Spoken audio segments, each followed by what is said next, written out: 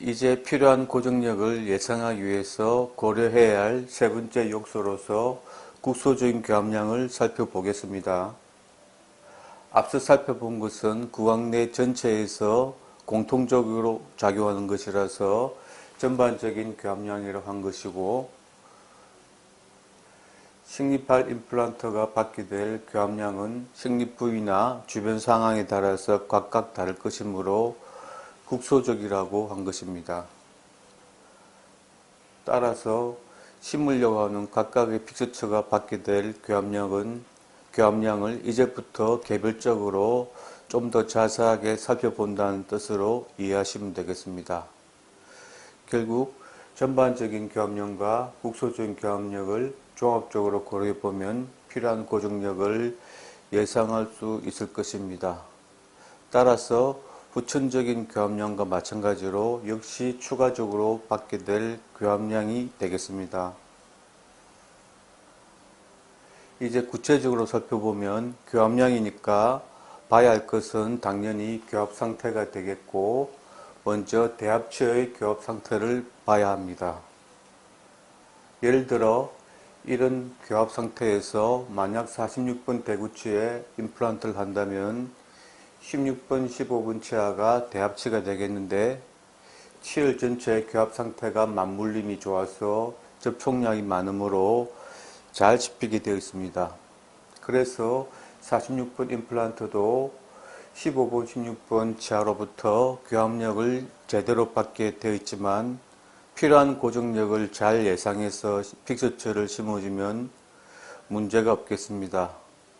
왜냐하면 각 치아마다 교합력에 참여해서 자기 역할을 다하고 있기 때문에 골고루 교합력을 받고 있기 때문입니다.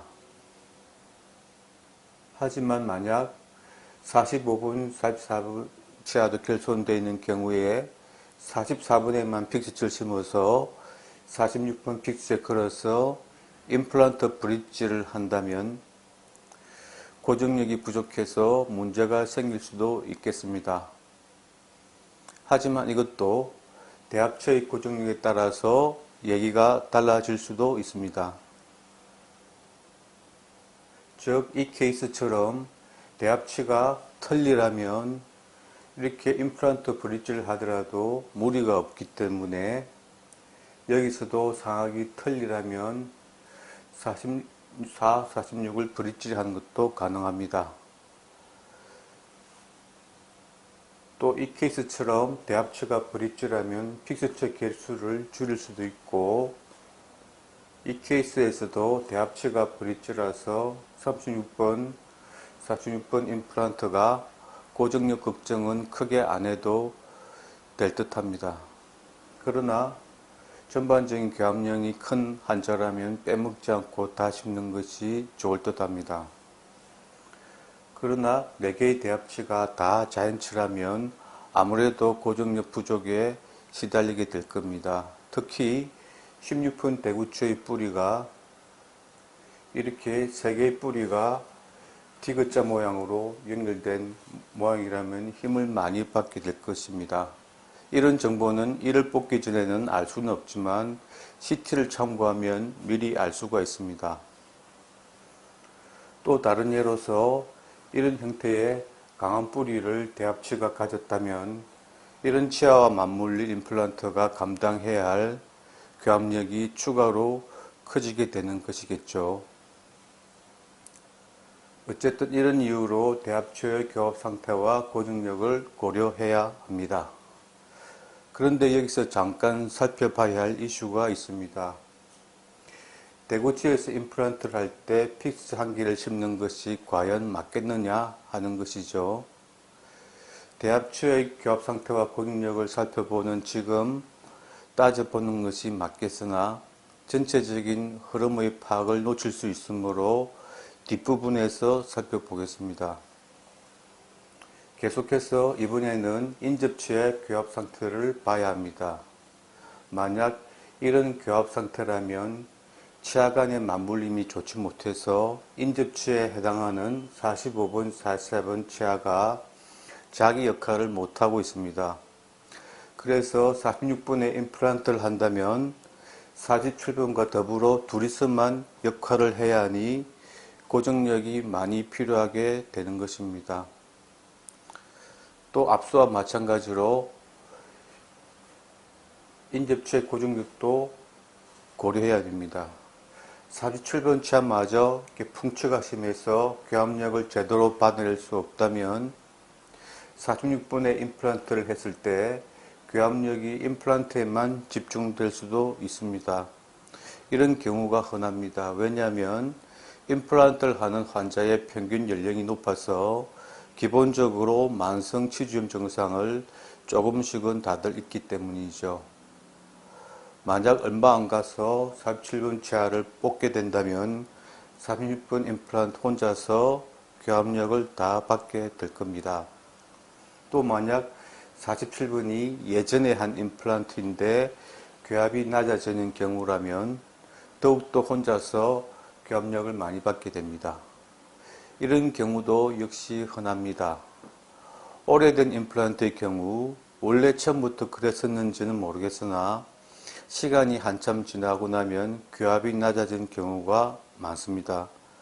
몇 가지 추측 가능한 이유가 있는데 나중에 말씀드리겠습니다. 이런 이유로 인접치의 교합 상태와 고정력을 살펴보는 것도 임플란트에 필요한 고정력을 예상하는 데 도움이 되겠습니다. 이번에는 만약 반대쪽 교합이 이런 상태일 경우를 생각해 봅시다. 씹기가 불편하니까 이쪽에서 볼 때 반대쪽, 즉 임플란트를 한 척에서 주로 씹으려고 할 테니 고정력이 더 필요해집니다. 그 예로서 이쪽에서는 씹기가 불편하니까 반대쪽인 36, 37짜리에 임플란트를 한다면 고정력이 더 필요하게 될 겁니다. 이 경우도 마찬가지겠죠. 풍치가 심하고 이가 부러져 있으니까 반대쪽에 임플란트를 하게 되면 교합력을 많이 받을 것입니다.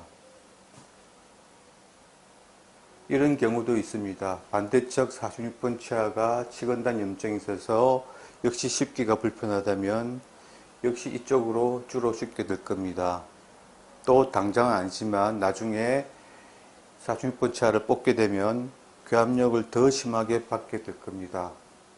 그리고 인접한 37번 임플란트도 수명이 다 되어 빼야 할 것 같으니 교합력을 더 받게 될 겁니다. 더 심한 경우는 반대쪽 치아가 많이 결손되어 있거나 없다시피 한 경우가 될 겁니다. 물론 이 정도라면 이쪽도 정리하고 동시에 임플란트를 진행하는 것이 맞겠으나 환자 사정상 이쪽만 하겠다고 그러면 그렇게 되는 것이죠. 그럼 앞으로 계속 이쪽으로만 씹을 텐데 만약 골질과 골량이 나쁜 남성 환자의 경우라면 브릿지로 임플란트를 해주게 되면 고정력이 많이 필요하게 됩니다. 그래서 빼먹지 않고 픽스처를 다 심어주는 게 맞겠습니다. 아무튼 이런 이유로 반대쪽의 교합 상태와 고정력을 살펴볼 필요가 있겠습니다. 이번에는 앞니 교합, 특히 절단면 교합을 하는 경우입니다. 앞니 부분의 치조골은 어금니보다 하악이 상악보다 골질이 좋습니다. 그래서 그 여집합인 상악 제2대구치는 골질이 가장 안 좋아서 골유착 결과가 가장 안 좋기 때문에 항상 고정력 부족에 시달립니다. 반면에 교집합인 하악 절치 부분은 가장 골질이 단단해서 골유착 결과가 제일 좋습니다. 그래서 앞니에서는 임플란트를 하기가 가장 좋고 또 교합력도 작게 작용하므로 브릿지를 해도 괜찮습니다. 하지만 대신에 치조골의 골폭이 좁아서 심립 가능한 픽스처의 지름이 작고 또 경사가 져 있어서 픽스처 역시 비스듬하게 경사가 지게 심기므로 측방으로 교합력을 받기 때문에 파절의 가능성도 있습니다. 따라서 교합력을 많이 받는 절단 교합인 경우 브릿지를 하지 않은 편이 맞는 것 같습니다. 또 절단 교합은 아니지만 대구치가 없이 거의 압류로만 교합을 하는 경우라면 역시 고중력을 생각해서 부딪질 안 하는 것이 좋겠습니다.